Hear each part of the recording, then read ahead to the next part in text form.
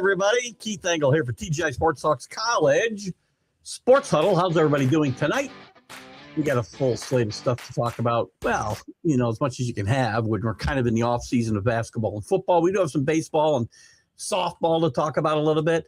We'll get into a little bit of football news as Lane Kiffin and Steve Scarsazian made some news as far as some comments about the University of Mississippi, Lane Kiffin's old school. We'll talk a little bit of James Franklin news, Brendan Sorsby maybe. We can talk college guys in the NBA draft here. And anything you want to talk about. We'll kick off the show. I'm trying to find my banner here, guys. I apologize that I cannot quite. There we go. We'll kick it off with, and we can talk about these guys or anything you guys want to talk about. Remember, these shows are your shows as much as they are mine. Obviously, at the end of the day, I have the final vote, but we're here to talk about whatever you guys want to talk about within reason. We had a couple of deaths here this last week that of guys who played pretty significant part in football history, including college football. Craig Morton, who was a standout at Cal, when he left Cal, he held the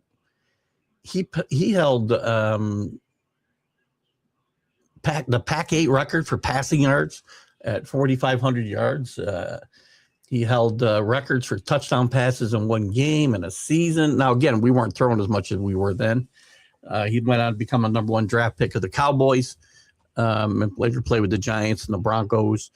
So our thoughts and prayers go out to his family today. And he was a fine player, especially in college.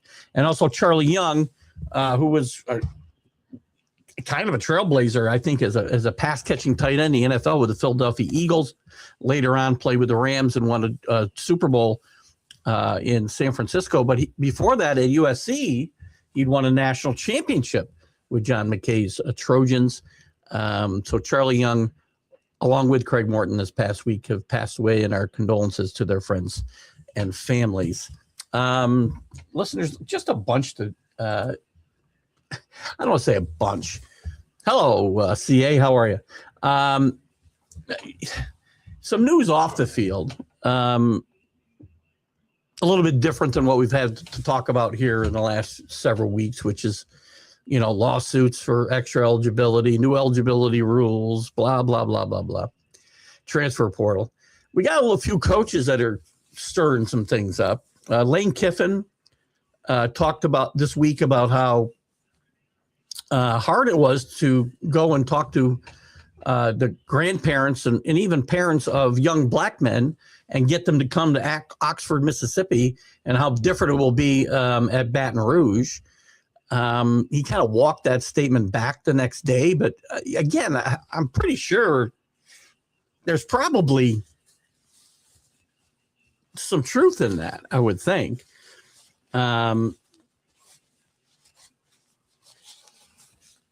It's 2026, I realize, right? And, Jim Crow's dead, but there's still, a lot of rebel flags flying in the South, and Mississippi specifically.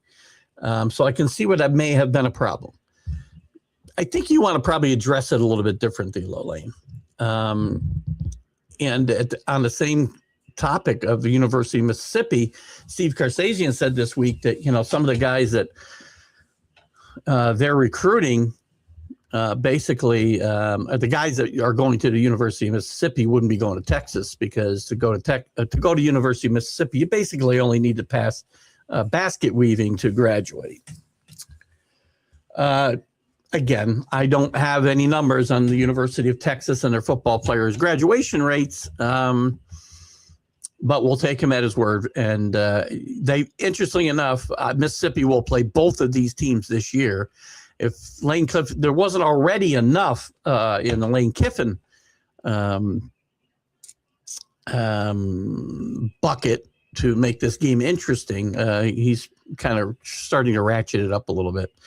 And Steve Scarsazian, these are two teams that theoretically could be competing for a national championship. Three teams, I guess, when you talk about LSU, Texas, and Ole Miss. So it'll be very interesting to see what happens there. I mean, Ole Miss, I'm not sure what's going to happen. Yes, they did a great job filling the gap when Kiffin left and a bunch of coaches had left with him. I remember Charlie Weiss Jr. did stick around for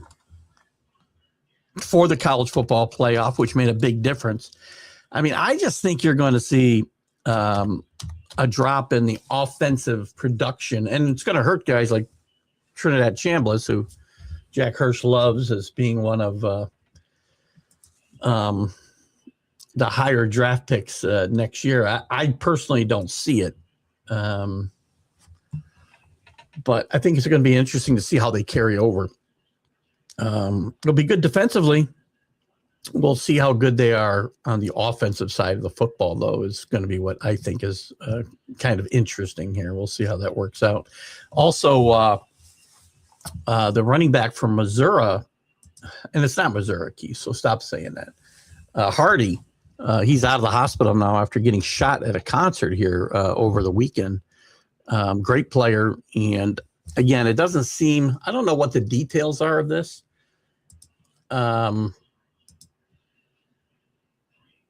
I think he's supposed to be okay for 26. He was a Doak Walker finalist last year.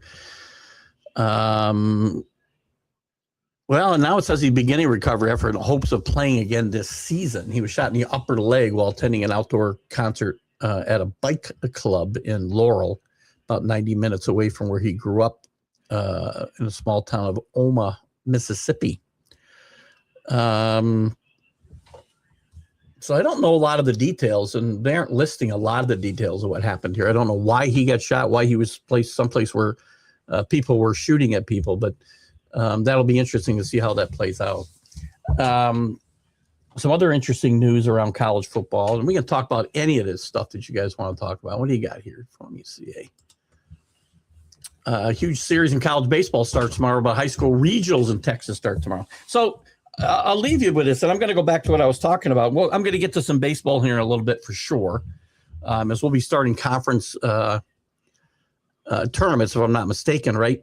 CA and the women have started playing, or will start playing, I think, on Friday, their World Series of softball, if you will, in college sports.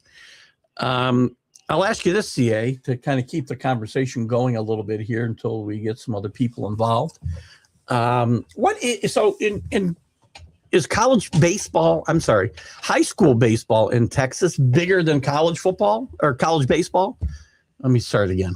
Is college baseball at a lower level than high school as far as attendance? Well, I can't say this right. Obviously, there's more people attending games. Is there more interest in high school baseball than high school? I'm saying it again. I'm having a lot of trouble tonight. Hang on. Let me take a sip of water. I think you know what I'm getting at, CA. College, one more time, Keith. High school baseball.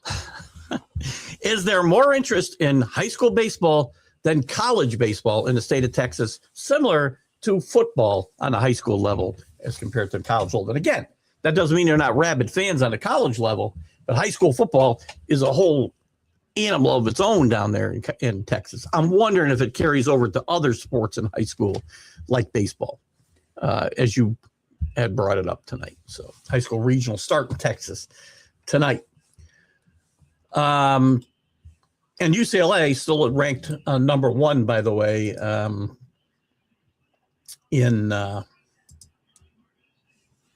in college baseball. And we'll be getting to those tournaments pretty quickly, and we'll be starting the end of this month. We'll start the high school, Jesus Christ, the College World Series. So help me out here, CA. We're struggling tonight. Oh my God! Let me see if I can go.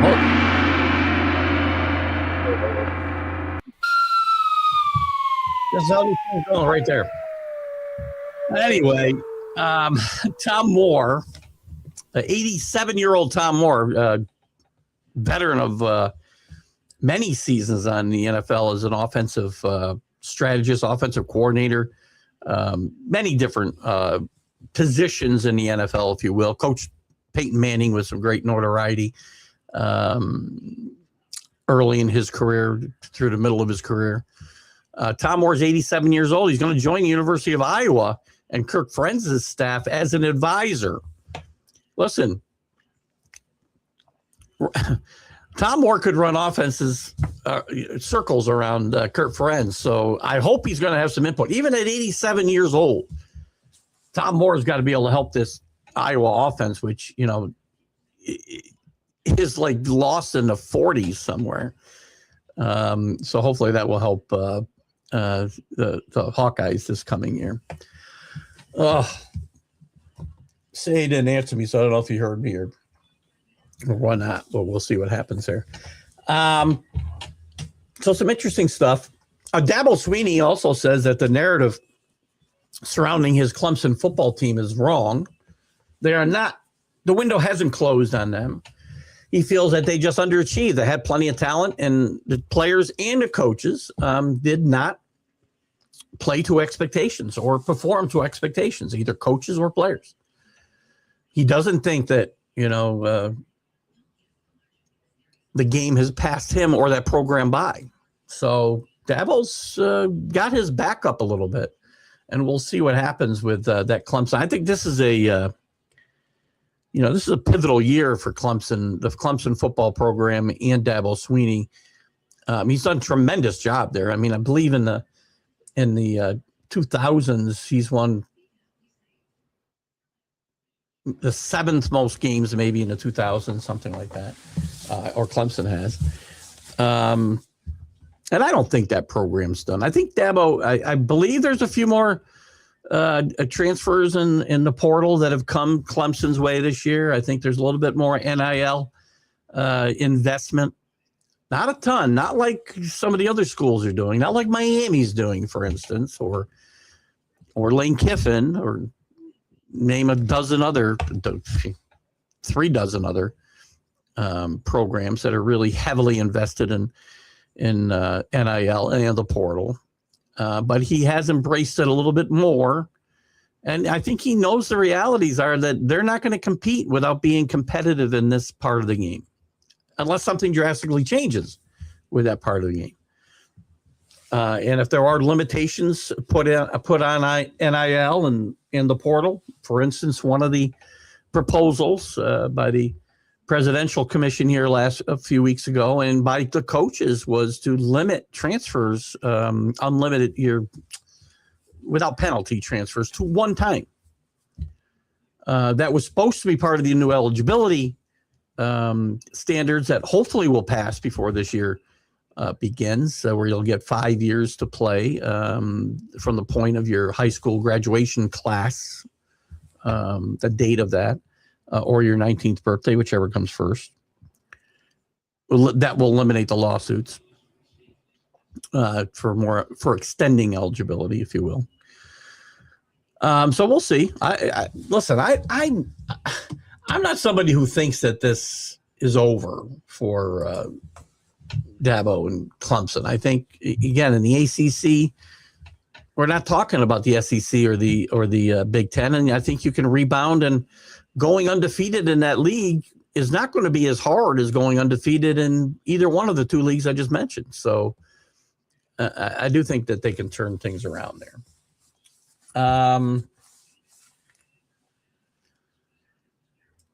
Mark Cuban had talked about how he funded the NIL deal. Speaking of NIL, he had funded the deal for Fernando Mendoza this past year at Indiana. So that was kind of interesting news. There's also the Brendan Sorsby story continues. He's hired a pretty high-powered lawyer. In fact, the same lawyer who worked on the Tennessee case against, the case against the NCAA and Tennessee, where the players won the right for pay for play, basically, and we had to go back and reimburse a bunch of players throughout the last however many years. So the same guy who was a winner in that case will be handling Brendan Sorsby's case. Now, what that case is going to involve, I don't know. Right now, he has not had eligibility taken away. He did enter rehab for his gambling problems. I find it hard to believe that he's going to play college football again. I think the most likely path, as we probably talked about last week, for Brendan Sorsby is going to be the NFL and potentially the supplemental draft this year. But there's some hurdles to clear there. First of all, you've got to apply by June 30th. Second of all, you've got to be approved to be part of that draft. We haven't had anybody in quite some time. I want to say like maybe 10 or 11 years. There hasn't been. And if I'm wrong, somebody can certainly feel free to let me know. There hasn't been a supplemental draft because nobody's entered it. And if there has, teams haven't jumped on them, because here's the thing. It'll work just like the NFL draft, right? There's 7 rounds. So if Brendan Sorsby ends up in that draft, teams are going to have to decide whether they want to take him and that potential distraction, and that, all that baggage that comes with him on to their team and into their locker room. And if they should want to do that, where do you give up a draft pick? Because it's fine if you're the only team and you can just sit there and wait and say, well, I'll just wait. And if it's the 7th round, then I'll take him, because that's all I'm giving up is a 7th round pick in the next draft. Nobody's taking him in the 1st round, 2nd round, 3rd round, 4th, maybe not even the 4th round. But one dumb owner, who knows? So we'll see what happens with him as well.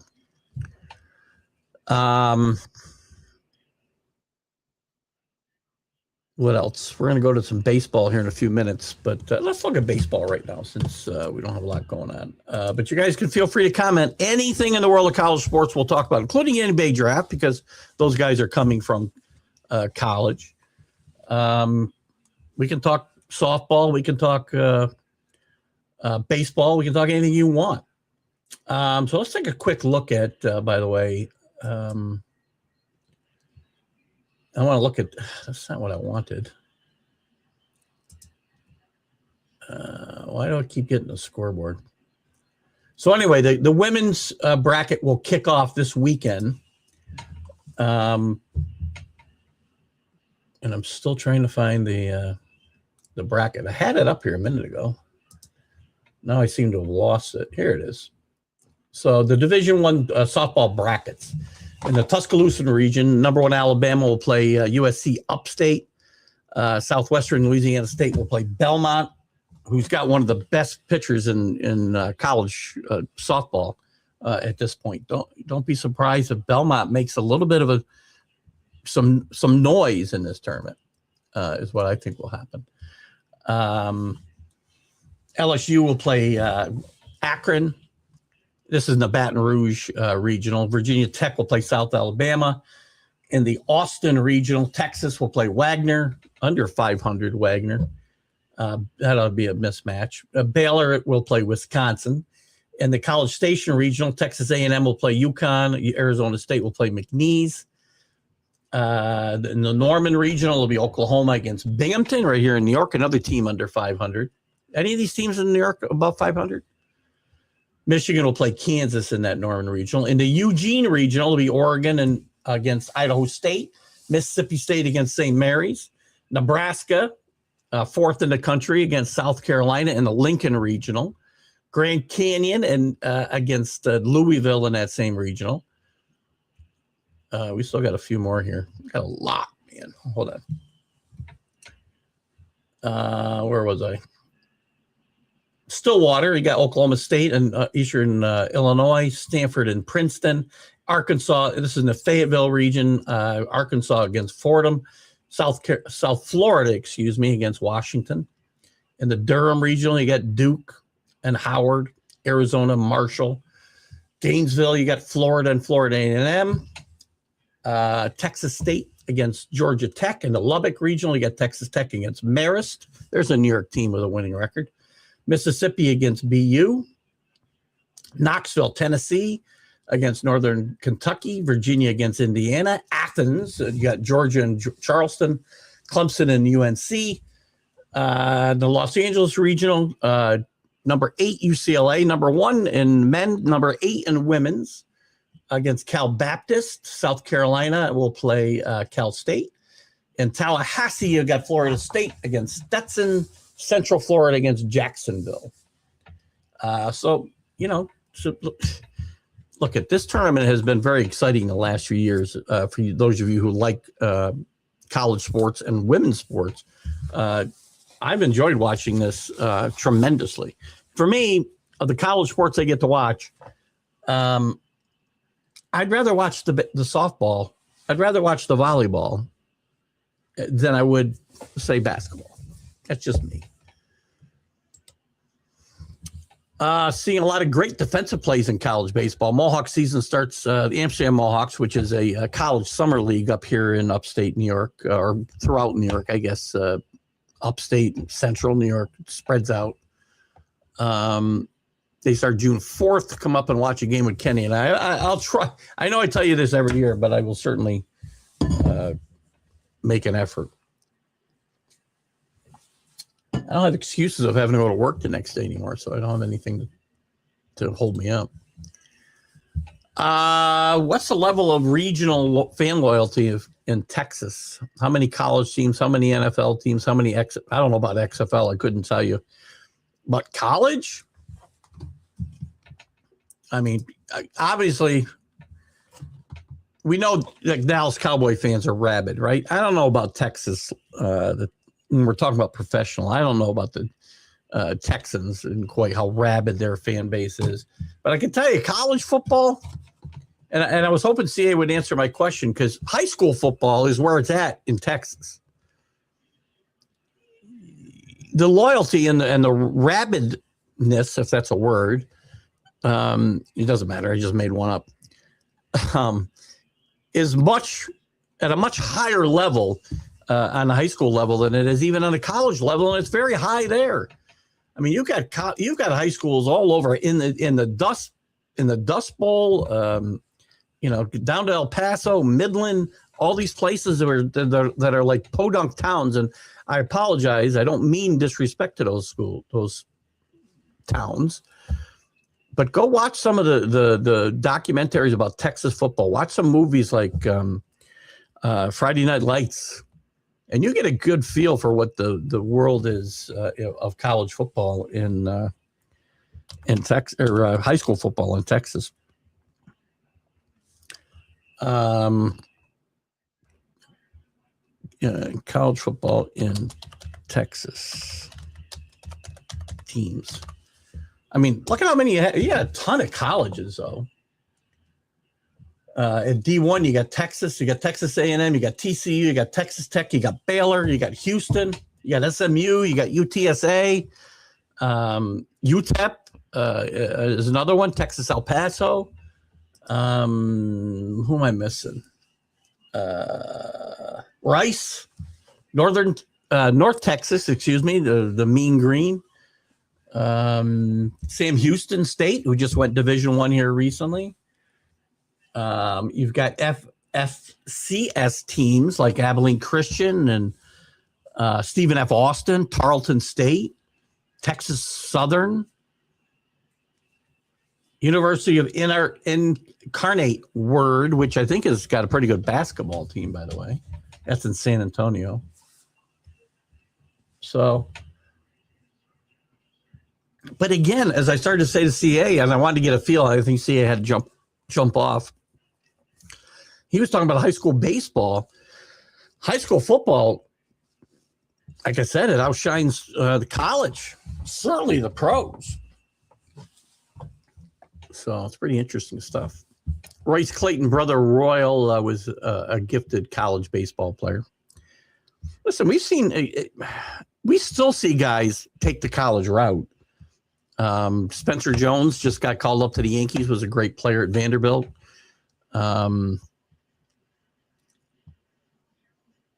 Tennessee, Max Scherzer, who just went on the DL for Toronto, great player at Tennessee. There's a ton of them. Go back into heyday, right?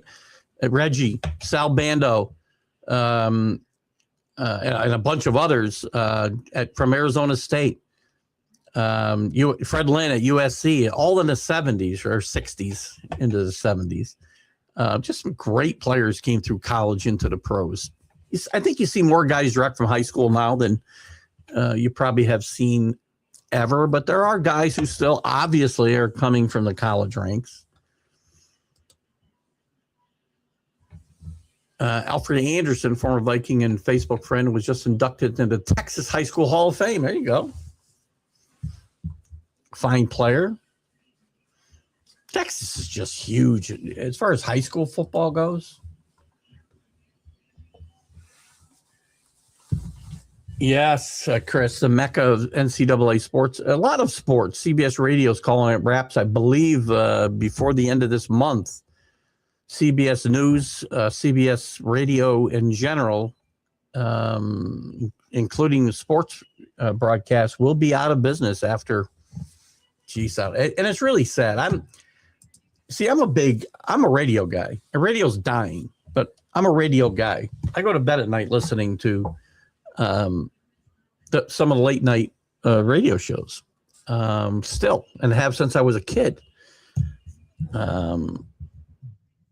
When I was a kid, I listened to Larry King, and later on, not quite a kid, I listened to Art Bell.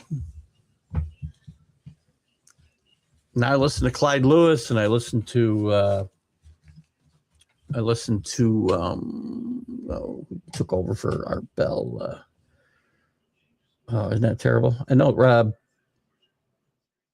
Jeez, I just had his name. I lost it.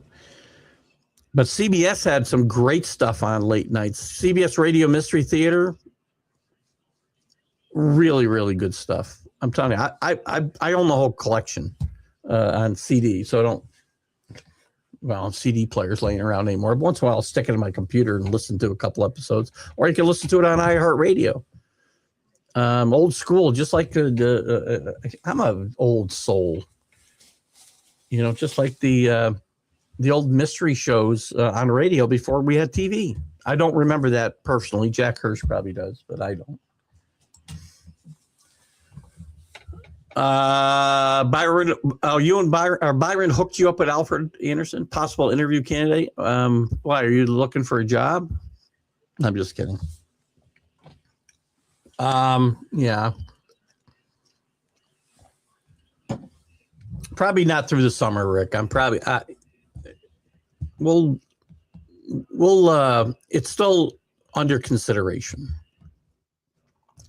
I'm not saying no, but I'm not saying yes because I don't want to disappoint you. But I can't say yes just because it won't disappoint you. Right now, I'm just too busy to really chase these guys. And busy, I mean a good busy. Because every day the sun shines, I'm on the golf course. And I'm not going to be getting ready for interviews that may or may not happen. Again, I've been left with a bad taste this last go around, so we'll see. Well, I may get back into it. We'll see. I've still got some guys. In fact, the first thing I would do is probably go get some of the guys that didn't come through because I've got my shows prepared for those guys. I could do them tonight. But, through the summer, I'm just not going to spend a lot of energy on that topic other than considering it while I'm standing over a putt on 15 for to win a Nassau or skinned, and maybe we'll be thinking about that. George Norrie, thank you so much. I'm glad I'm not the only nighttime guy. Love George Norrie, by the way. He's getting old too now, though. I don't sleep a lot, right? So when I'm not sleeping, I put it in my ear and I'm listening to America Coast to Coast. And by the way, I don't know, this isn't college football related or college sports related, but that's fine. We'll get back to some of that in a second. You may or may not know this,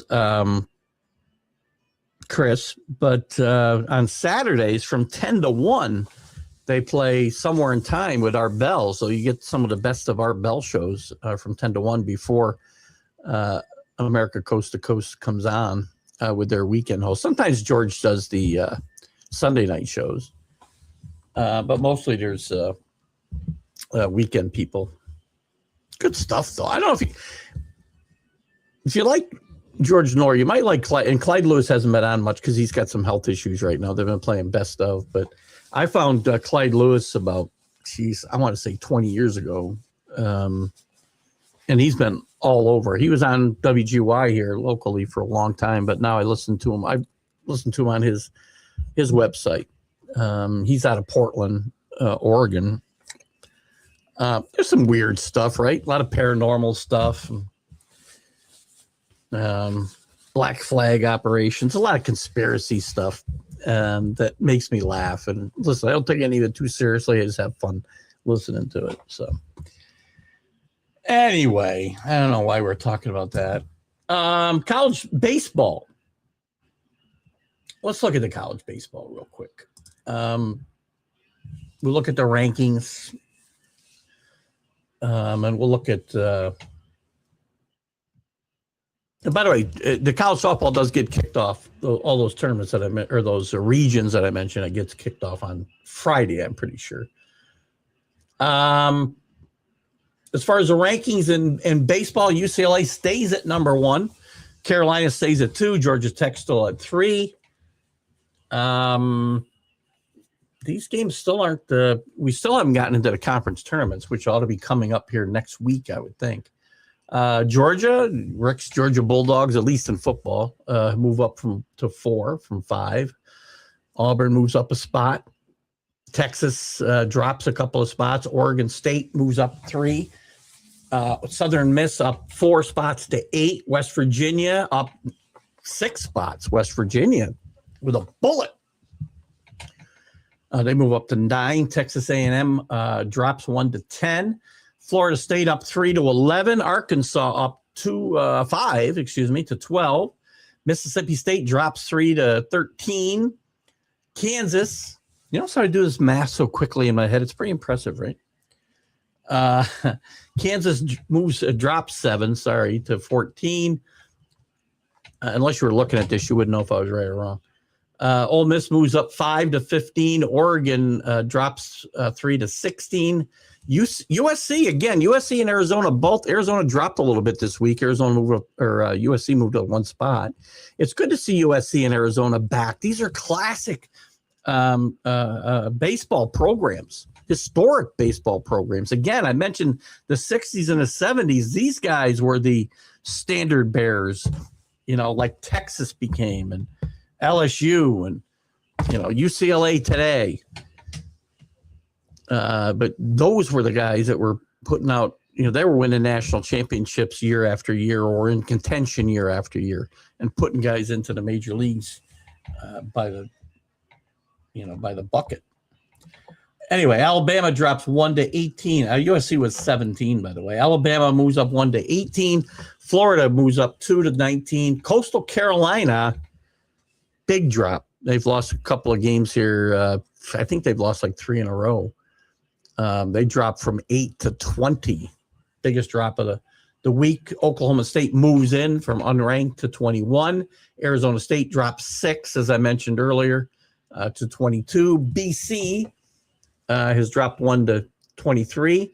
Nebraska up 1, and Cincinnati into the top 25. So pretty soon we'll be getting started with the conference tournaments. Then we'll get regional play underway in the NCAA men's tournament here near the end of the month. Some interesting juniors coming up. Son of Frank Thomas, son of Manny Ramirez. Where are they? Are those guys playing in college today or in high school? Where are they, Chris? If you know, I don't. What else is going on in the world of college sports? By the way, it's still in college baseball. Georgia, I mentioned, moved up before. They also clinched the SEC regular season title.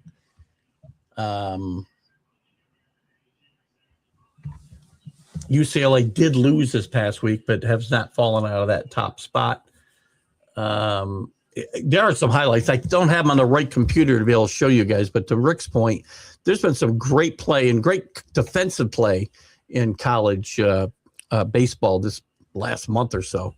There was I must have seen about 6 videos, and if I pulled it up on the right computer, I would have shown you guys a few of those plays. But tremendous stuff, including one in that in UGA's last game. So they wrap up the regular season title.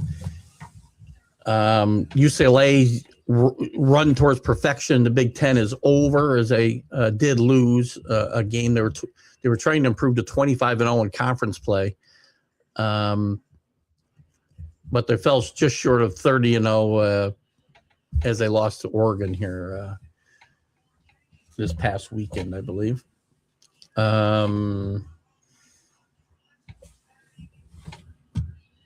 Louisville's I have no idea how to say his first name. Tagu, the great Ragu. Tago Davis set a single season ACC record with his 32nd home run with a couple of homers this past weekend. He broke the record of J.D. Drew from Florida State, who became a pretty good Major League Baseball player in his own right, and Wake Forest third baseman Brock Wilson, who did it in 23. J.D. Drew did it in 1997. Kansas trying to wrap up the Big 12 with a 4-game lead there.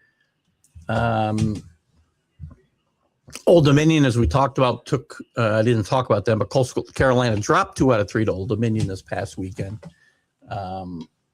This first series they've lost at home since April of 2024.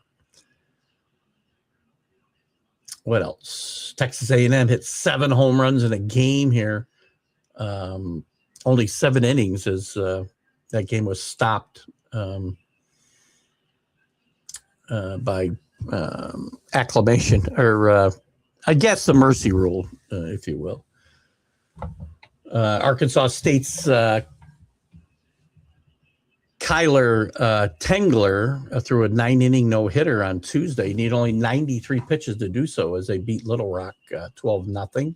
Pittsburgh's lost 6 straight ACC games. They probably are not going to get an at-large bid to the tournament. They're now 28-21. They'd have to win the ACC tournament, most likely to get in. The Big East will come down to the final weekend. St. John's, UConn, and Xavier all tied at first with 13-5.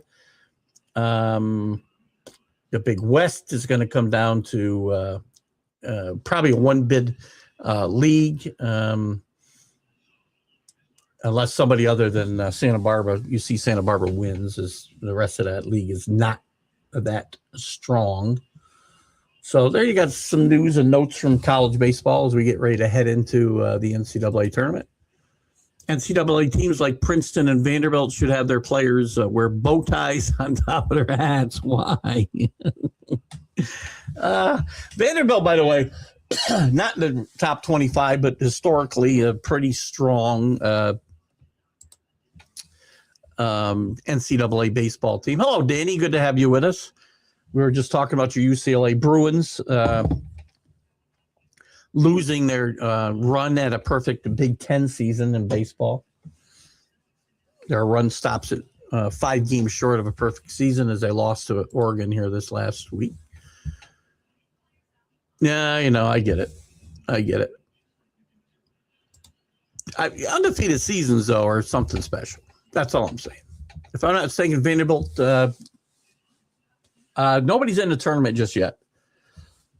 Let's see, what's Vanderbilt's SEC baseball standings? Let's see where Vanderbilt ranks. All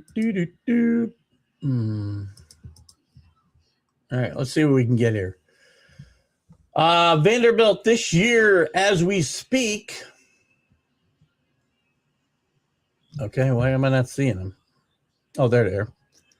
29-24. It would be doubtful that they're going to get a bid, Danny, unless they win the SEC tournament, which is unlikely because the SEC is loaded, right? I mean, Georgia, Texas A&M, Alabama, Auburn, Florida, all ranked. Arkansas is ranked. No, Arkansas. Yeah, is Arkansas ranked? I think they are. And they are only 11-18 in the conference too. So, and Georgia's wrapped up the regular season title. So you're probably right. Vanderbilt will not get in.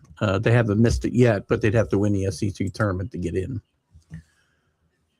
Oklahoma. He went to Oklahoma State, I believe, right? I know you're saying the state of Oklahoma. I believe, just for clarification, I think Pete Incaviglia went to Oklahoma State. He had a brother named Steve who also played college ball, was a third of the size of Pete, and played shortstop. Pete wasn't that big. He was a big guy, but like a fire plug, right? I don't think he was that big. He had a lot of home runs in his college career. Let me see. What are his? I'm going to say he's about 6'2", 6'1", 225. Pete Incaviglia. And he went to Oklahoma State. You know, he didn't have a bad career. He had a really good college career, though. Really good. I wanted to find his college numbers, but they're not coming up here really quickly. He managed up here in Troy, it was right down the road before we moved up here to Half Moon. When we lived in East Greenbush, it was a couple miles up to the Joe to watch the Tri-City Valley Cats when they were Houston. They were affiliated with Houston before those 40 teams got dropped. They were independent league baseball for the entire 4 years. I think Pete Incaviglia managed Valley Cats, and I believe they won a league title there as well. So who knows? You might see Pete again in the minor league realms, and who knows? Maybe even in the major league some days. Who knows? I mean, I would think, Danny, that your UCLA Bruins are going to go into this NCAA tournament as the morning line favorite, right? I wonder if I can see. Let's see. Odds to win.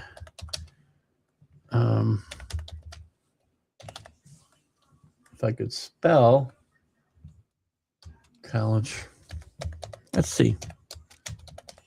Stay on baseball for a little bit here. What do you say? As of May 2026, so UCLA Bruins were plus 550. I'm sorry, 500, plus 500.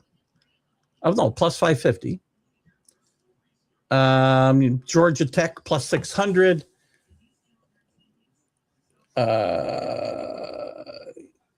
Texas is plus 900. Mississippi State plus 950. North Carolina plus 1,100.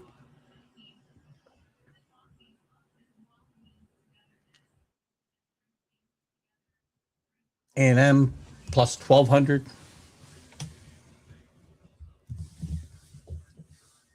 Pretty good. Pretty good. Let me take a flyer on somebody. Maybe I'll make a future bet on the NCAA baseball tournament. Let's see what I can get for. Let's see. I'd like to find some value, right? So I can't bet UCLA because I got to lay 100 to win 5. That's not too bad though.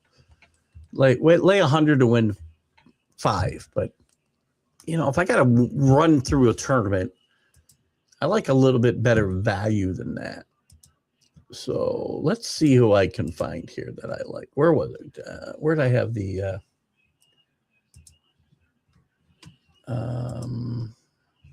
Here we go. Let's get back. I obviously somebody from the top 25 is going to win this. I could really tweak Danny and take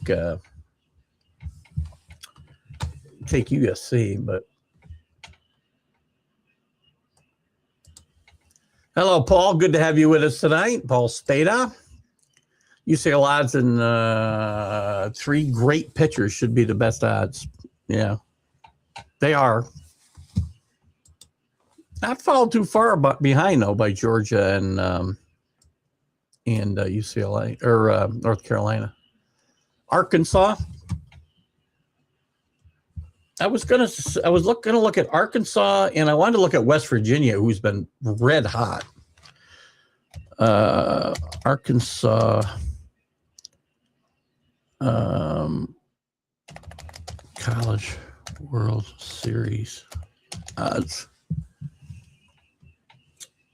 Right now they're at plus 1,200, which again, that's not terrible, right?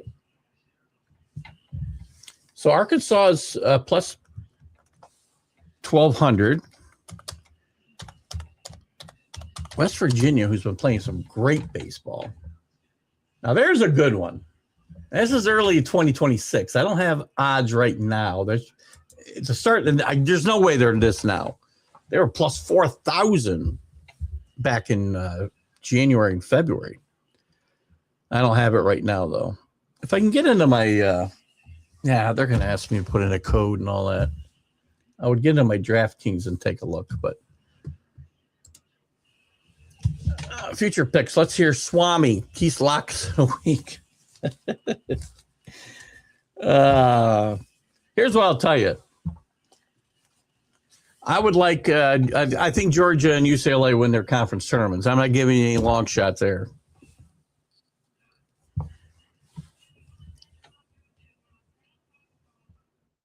So anyway,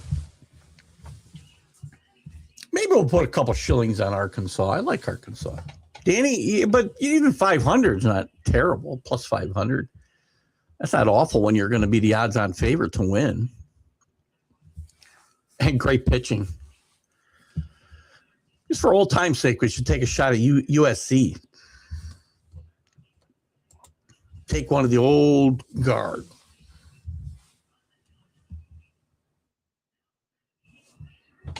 What else going on in the world of sports? Danny, you got any comments on Lane Kiffin? We talked about Lane Kiffin's comments about, I want to talk about Lane Kiffin too. Lane Kiffin and Steve Scarsazian said this week different disses of the University of Mississippi.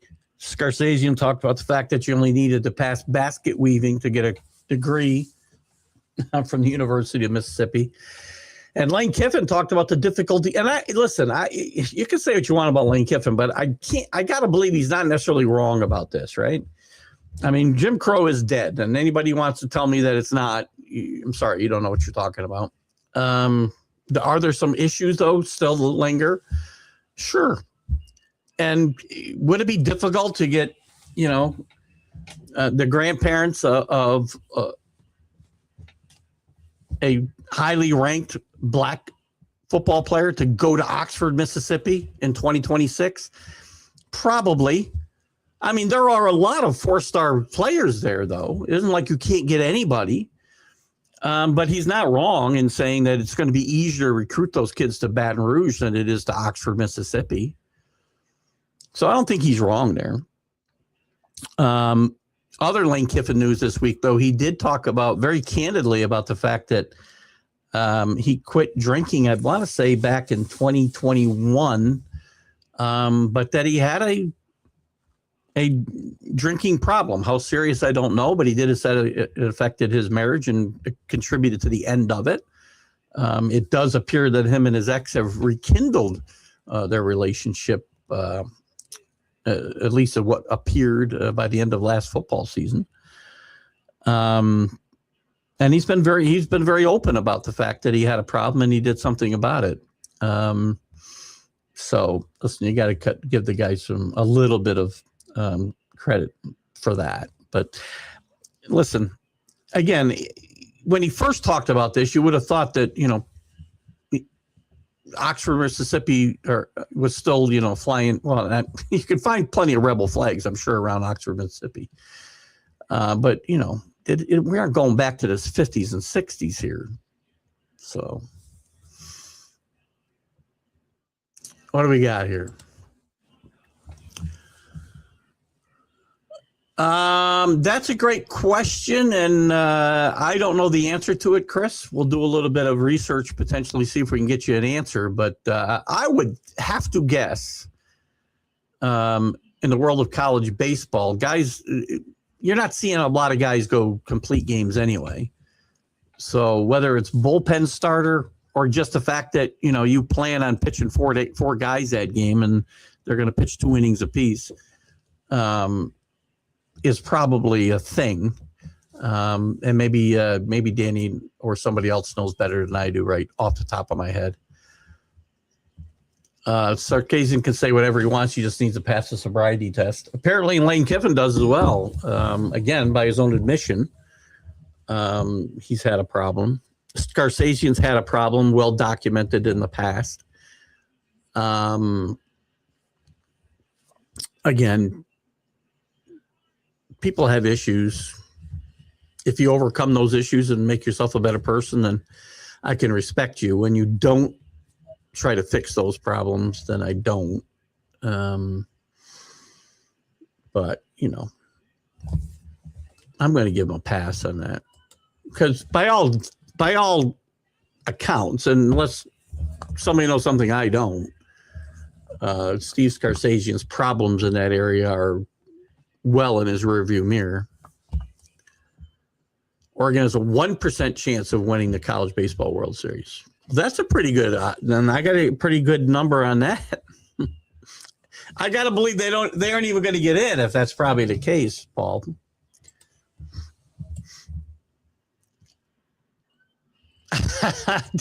When did I pick him in our football? Maybe I did. I don't remember taking him a lot this year. But I might have. I don't know. My memory isn't that good. I know that last year I was on Arkansas quite a few times, and they weren't very good. 2 years ago, I should say. We're getting pretty close to a new year, so last year is now last year. To alcohol, the cause and solution of all life's problems. No alcohol in here. Water, I promise you.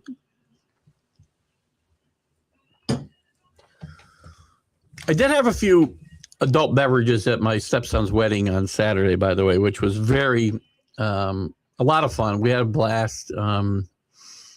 Congratulations to that couple I want to put out here today, Eric and Diane. And while the weather wasn't perfect and we couldn't have the ceremony outside as they wanted to, it was a beautiful venue up in the mountain, up on top of a mountain, the log cabin in Holyoke. By the way, Holyoke isn't exactly a thriving metropolis, but the D is very nice where we had the rehearsal dinner. It's all owned by the same people. The log cabin where we had the wedding and the reception, and their hotel facility, everything else is first class. The restaurant was first class. The venue was first class. Everything was first class. The food was great. The people were great. The service was great. The venue is beautiful. The restaurant is beautiful, first class. They got to work on that hotel. It's kind of small, and it's, you know, it's had some. It could be a really cool, charming little place if they just did a little something extra. But anyway, we had a great time. Keith dances behind off, which happens once I've had a couple of beers.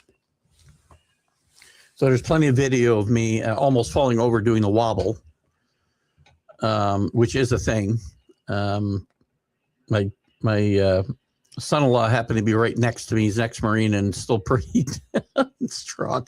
I just grabbed onto him and held on for dear life because I found out, because in a wobble you kind of just lean back and wobble. Well, I found out I can't lean.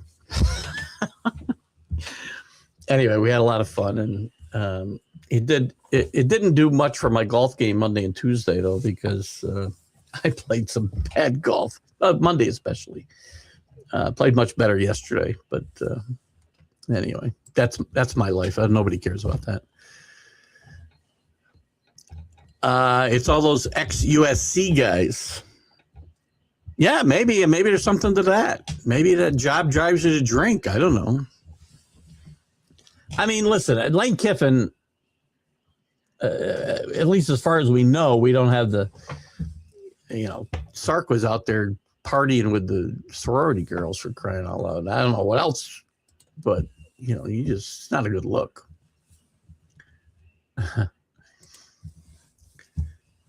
Oh, she was. Rick remembers a video of my wife from a cruise a few years back, where the cruise director. We were 3 decks up, watching the party down at the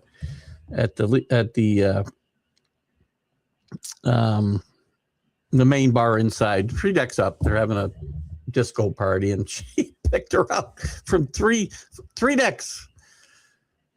And my wife had to do a dance off with somebody, so I got it all on video. Rick remembers that. But my wife's a good dancer. We had a lot of fun.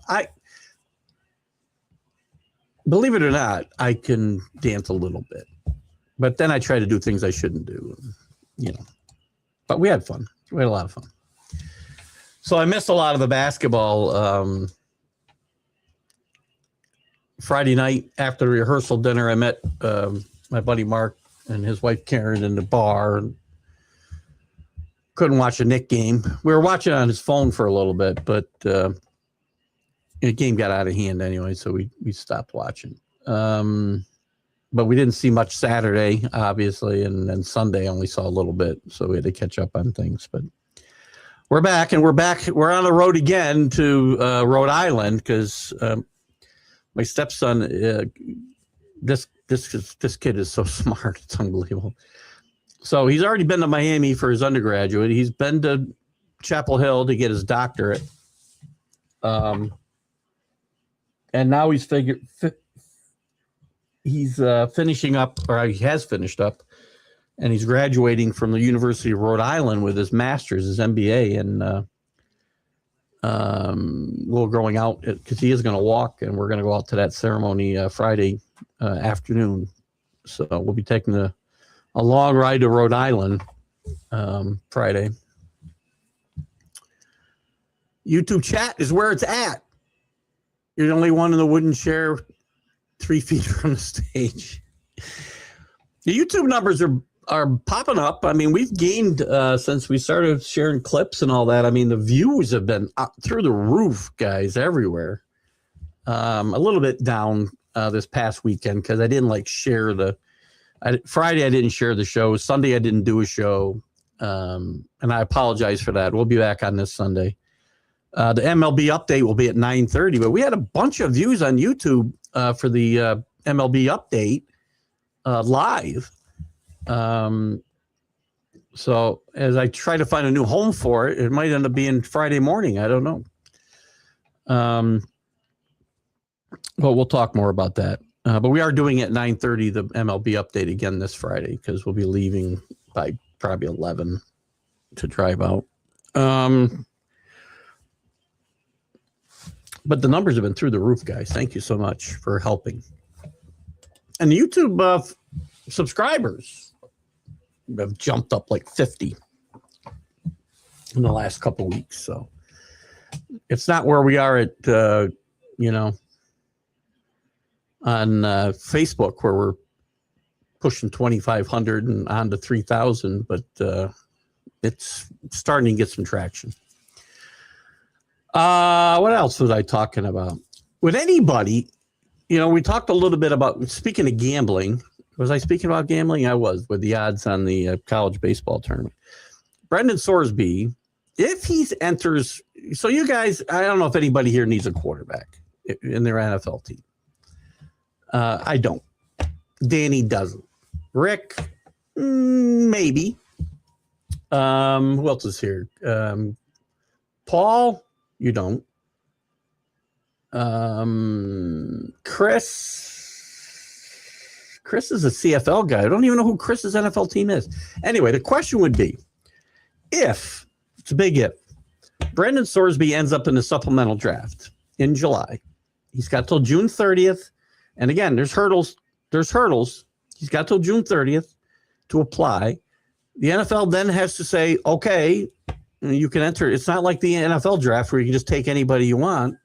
You've got to get the okay to enter this draft. The question would be, does somebody take a chance on this guy and his problem and the distraction that could be coming into your clubhouse? And this is a guy who was projected to be one of the top quarterbacks drafted in 2027, potentially. He was probably the first or second ranked quarterback in the portal this year.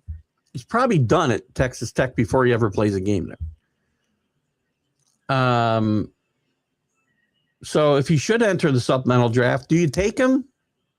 Number one, you don't give up a 1, a 2, a 3, maybe not even a 4. But if nobody's taking him and you're sitting there and he hasn't been drafted in 4 rounds, do you maybe take a flyer on the guy with a 5th round pick? Remember, you have to give that pick up in the next draft.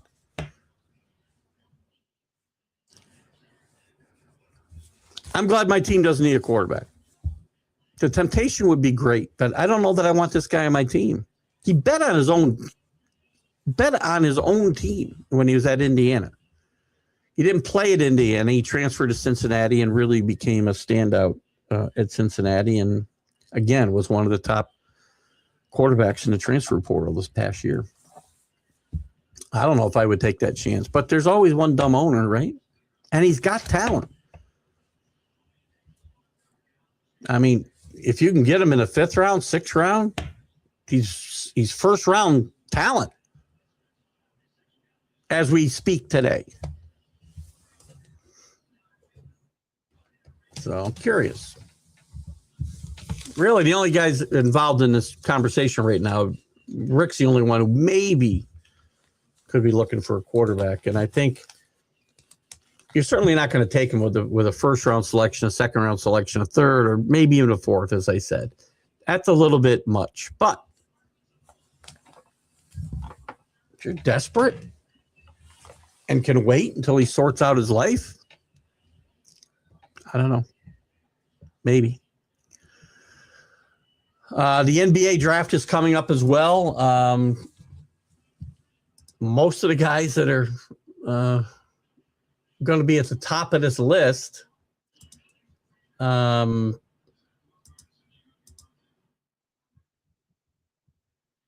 likely going to be, young guys. I lost there we go. There's no Cooper flag in this draft, right? They're young guys, 1 year. They're Darren Patterson, Boozer, Caleb Wilson, DeBanza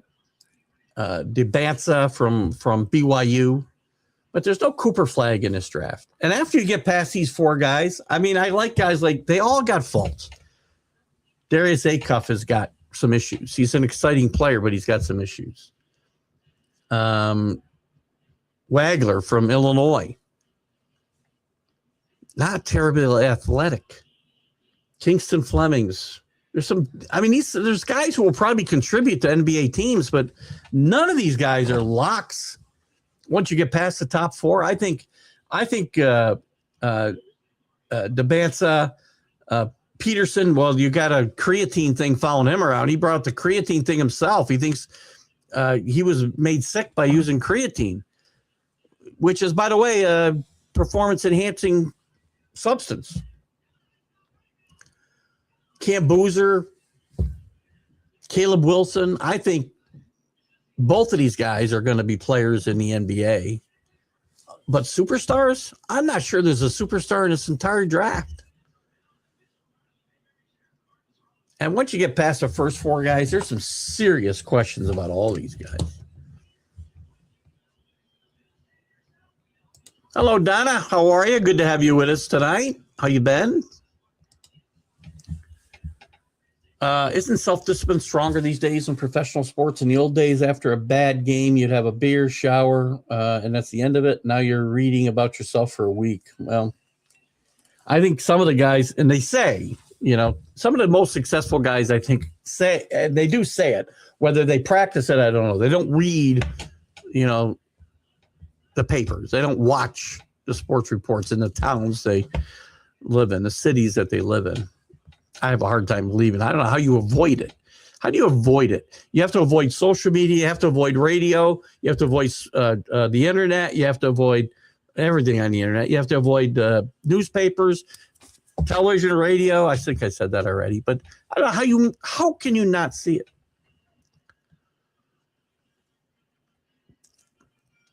And I'm not even sure they were great about letting it go then. I mean, you read some stuff, read Ball 4 and read the Bronx Zoo. And I don't think these guys necessarily were letting it go then. Some did.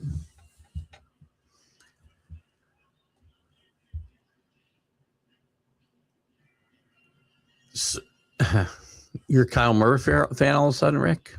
It's interesting. Kyler Murray, sorry. I like JJ McCarthy. If I'm Minnesota, I wouldn't take him either. But if I'm any NFL team, if I needed a quarterback, right? I'm trying to think of a team right now. The Steelers are an interesting team to think about if Sorsby were to be in the supplemental draft. Do you risk that draft pick? Not sure. I like Cam Boozer, Paul, but again, he's not a can't miss Hall of Famer. I mean, he's not Wemby, he's not Cooper Flagg, he's not some of the guys that he could be. He could become a great player. But there's no surefire thing here. Nobody is. Prospects are prospects. We call it for a reason. I say that all the time. But there's nobody that jumps out at you. Look at some of the guys that I've just disparaged a little bit behind the first four. Some of those guys are going to go on to have really good NBA careers. And Cam Boozer and that first four guys is a good bet to do so. And he might go one. I don't know. I know Washington loves a BYU kid. Peterson might fall out of that top 4 or 5 because of what he's talked about. But a lot of question marks below those top 4 guys. Thank you for those birthday wishes for my beautiful wife. My much better half, as I said. Posted a bunch of pictures with the family and her and I in different locales. But she had a nice birthday. I'll speak for her, right? She got rid of me for 4 hours while I played golf. She got a massage and did a couple of her own things that she likes to do. And then we went out to dinner and took my son-in-law and stepdaughter and my grandkids to dinner last night with us, and Papa picked up the bill. Jets are an interesting place, right? And Jets, Pittsburgh, Miami. Again, I know they signed Malik Willis, but that's not a sure thing. I think there's a few teams that could use a guy like that. And again, you can't count on him. But again, where do you take him, Rick? Where do you give up? If nobody's taking him in 6 rounds, do you give up a 6th round? Do you do it in the 4th round because you think somebody else might take him in a 6th round pick? I mean, 4th and 5th rounders in the NFL draft you still get a lot of valuable players there. So you're giving that pick up in the next draft. So that's the other piece of it. Say you're the Jets, and you think, I'm going to take a flyer. Now, remember, they took a flyer already this year on Clay Klubnik, too, with a 4th round pick, right, I think. Are you going to use another 4th rounder on Sorsby and lose your 4th rounder next year? Because, again, they get some good players in those rounds in the NFL. That's where you start to win championships. When you find gems past the 3rd round, and there's guys there, I can name one for you. I can name more than one, but you know the one I mean. So which one do you give up? You just wait. If he's there in the 7th round, you 7th round pick you throw away. I can see that. Not sure. July we're going, Donna. around mid-July. I think we leave on the 8th. We're in Seattle for a day or two. I don't remember. And then we're off to Alaska. So I'll post plenty of pictures. I promise you. It should be beautiful. A beautiful trip. Can't wait. Really excited about that. So thank you. We'll have fun. A little bit different views that you'll see when we do some live shows from there. I don't know. We'll do them again. It's all right now. I have found the internet is problematic again on cruise ships. We had really good, I believe, really good signal this last time when we did shows. We were on, what were we on? Princess, I think. I think we're on Celebrity in July, where I believe I had some major issues broadcasting the shows live. I ended up having to go to Facebook Live, I think, to get it to work. Because you need a pretty powerful upload speed to run the StreamYards of the world, the streaming services. So we'll see how it goes. But we'll have some fun with it. What else? You know, what do you guys think about Danny? You may not have been here at the beginning. I mentioned Tom Moore at 87 years old, a bit of an offensive guru in the NFL. Had some really good offenses in Philadelphia. Worked with Peyton Manning with great success in Indianapolis and other. He's been other places. He's going to be an advisor to Kirk Ferentz and at Iowa. And I think even at 87 years old, Tom Moore probably has a better idea how to attack offensive football than anybody else that Kirk Ferentz has on his staff or has ever had on his staff. I mean, Kirk Ferentz has got to be the best football coach with like zero offensive knowledge that's been successful over a long period of time. He's the longest tenured coach. I think he's the longest tenured coach in Division I. He is in the Big Ten. And he's done it without offense, like ever. He's never had any offense. Imagine he's got that team to a playoff when there was 4 teams. He didn't do well. I'm doubting myself. Did he? Yeah, I think he did 1 year.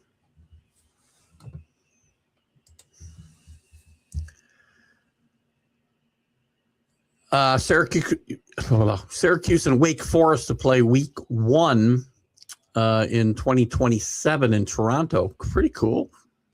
I'm assuming at the Rogers Center or somewhere else.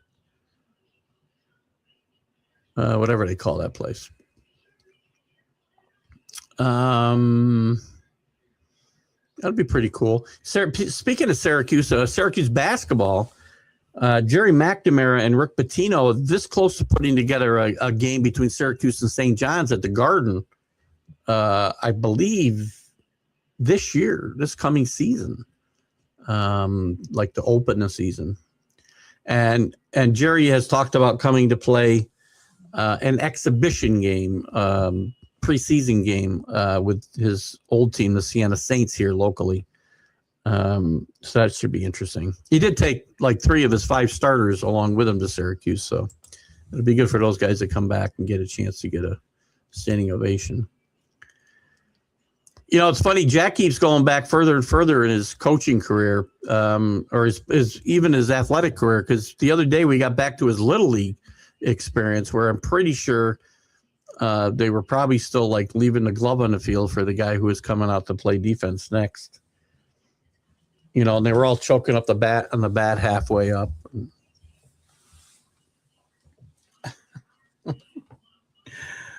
Where do you want him to coach? The Jets?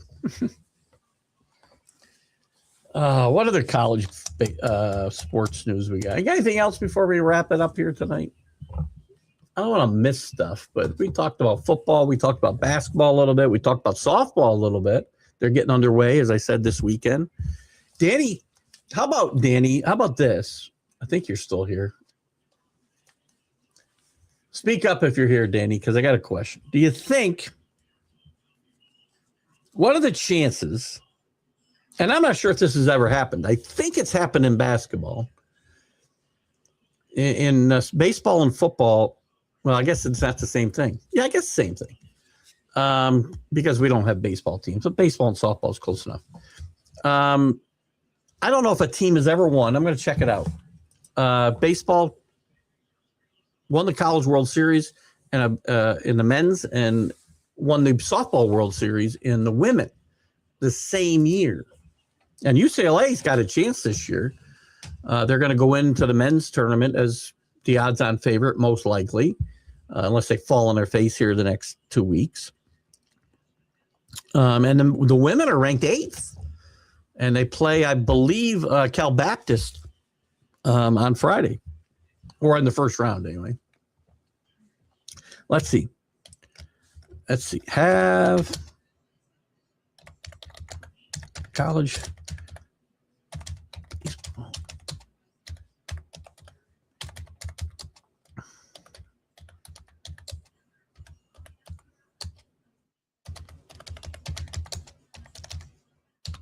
I'm almost there, guys. I don't type as fast as I used to. Same year. See how it did. Near misses. Oh, I'm sorry. Yes, college baseball and softball teams have won national championships in the same year, though it's extremely rare at the Division I level. How about you tell me who they are? Because now they gave me examples of near misses. How about you tell me who the teams are that won? Oh, my God. No, now it says no, they have not. It says extremely rare. Then they give me key examples of near misses. Division I closest moments. Florida won the national championship in baseball, while the softball team was runner-up. 2010, UCLA won the softball championship, and its baseball team made it to the championship final but lost. So they were a runner-up. I don't know why they say it differently. Many schools possess both softball and baseball titles.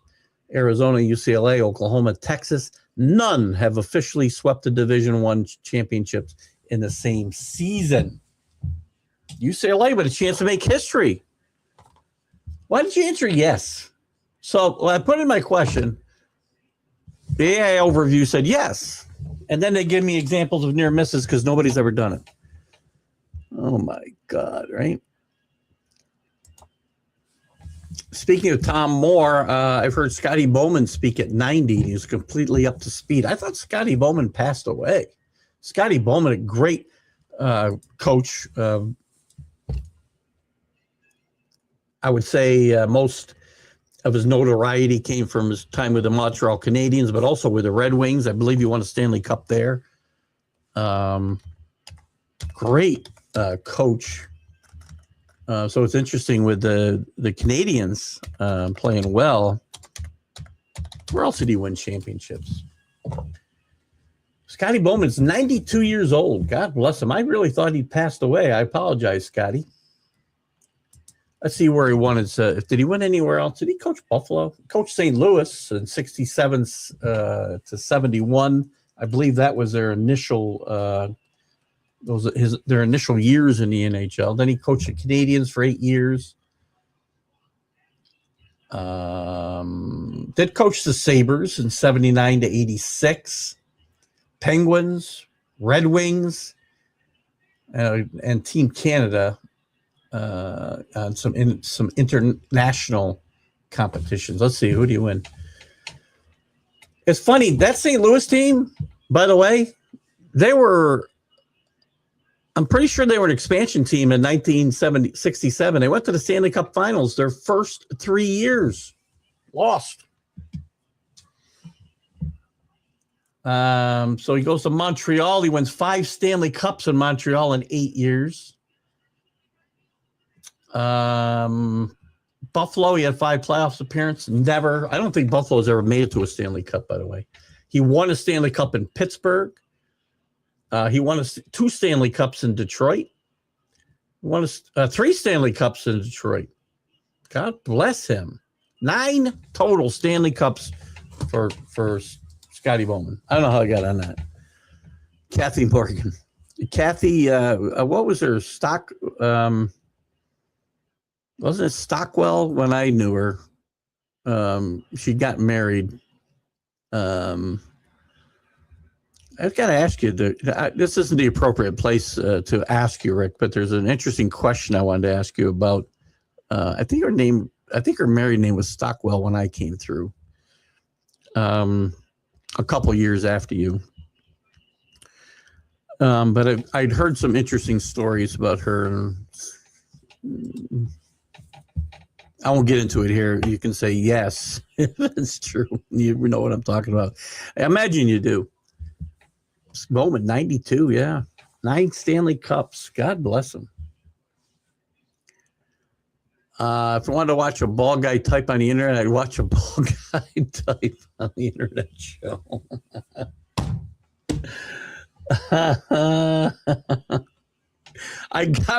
Sometimes I gotta find these things out. I can't wait. Are those shows out there? Because I should start one. I was going to start a baking show when I gave up sports, remember? So maybe it'll be a typing show. Rockwell, Rick, that was her name. Yeah. I shouldn't say too much because I don't want to disparage people, but salacious rumors. I've already been, I got Shrek there who wants to frickin' sue me for slander. Slander's a spoken, right? We went through this once. Basement Bob, I got all these people want to sue my ass. The show's incorporated, so you're not getting nothing.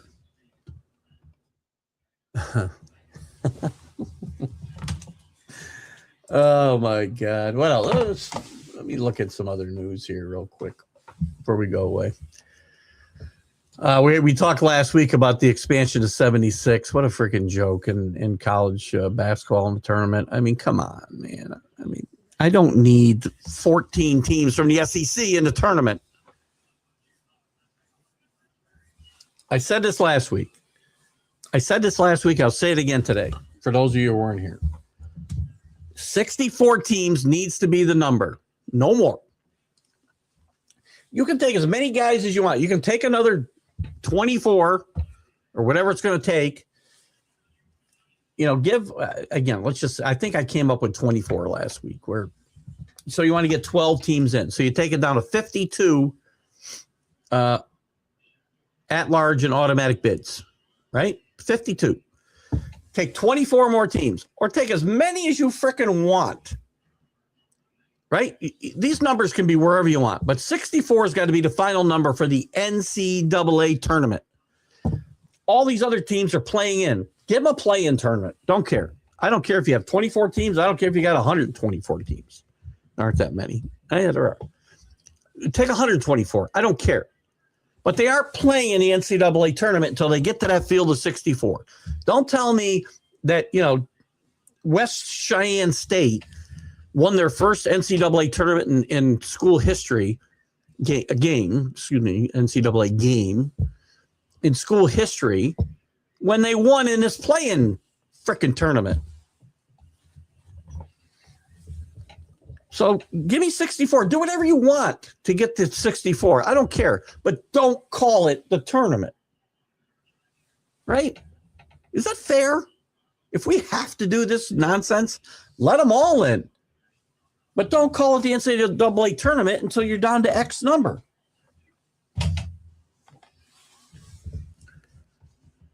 Man, again, they're killing the Golden Goose. Killing it. They probably should have stayed at 32 or 48, right? But more is always better. You'll kill it.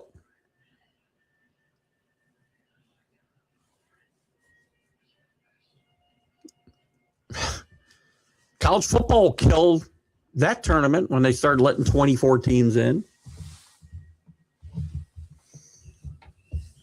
Danny talked about it, and Danny must have popped off because I was asking about the UCLA. Anyway, UCLA's got a chance to win dual national championships this year.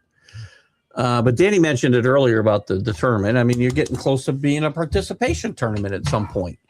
When I'm going to let teams in that are 14th and they're going to be 500 or worse, there's certainly going to be a bunch of teams that had 500 or worse records in their conference.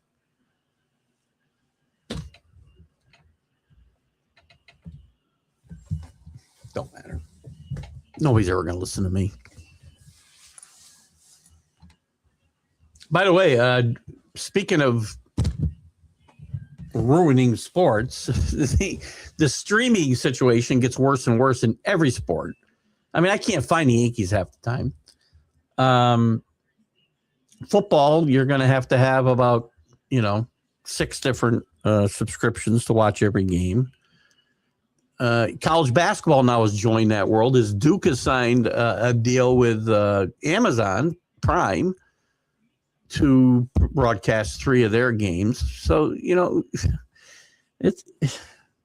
I'm all for capitalism and money being made by everybody.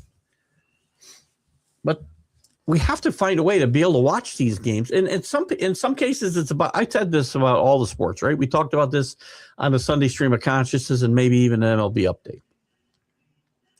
This is a problem on many different levels. For some people, it's about money.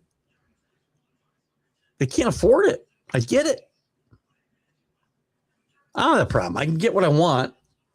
No, we're not rich, but we're fine. I can get as many subscriptions as I want. Problem is, I don't know where to go watch stuff. I can't find the games. It's like I've missed 2 innings of a Yankee game before I find them that night. I've missed the first quarter of a playoff game the other night because the Knicks were on Prime when I thought, that's why we couldn't watch them at the bar at the D in Holyoke because they weren't on NBC or ESPN. They were on Prime. So we had to watch it on our phones. Now college basketball is heading the same direction. We've already seen it in the NCAA tournament, right? I mean, these games are farmed out because the same broadcast company owns all of it. We got to get off here after this, but games are on CBS, they're on TNT, they're on TBS, they're on True TV. I go to HBO and watch all the games are there. Anyway. Well, that's true. That's true. That was an expensive night anyway, but we paid for the rehearsal party and then I had to have a few with Mark. So in any event, guys, it's been a fun night. We'll see you next week. I don't know. We might do shows right up until I go away to Alaska. I don't know. We'll see. But at some point we will slow down. Have a good night. We'll see you on Friday morning with Jack. We'll see you Friday morning with the MLB update. And then Sunday, of course, with the Stream of Consciousness. Have a great night, guys. Bye-bye.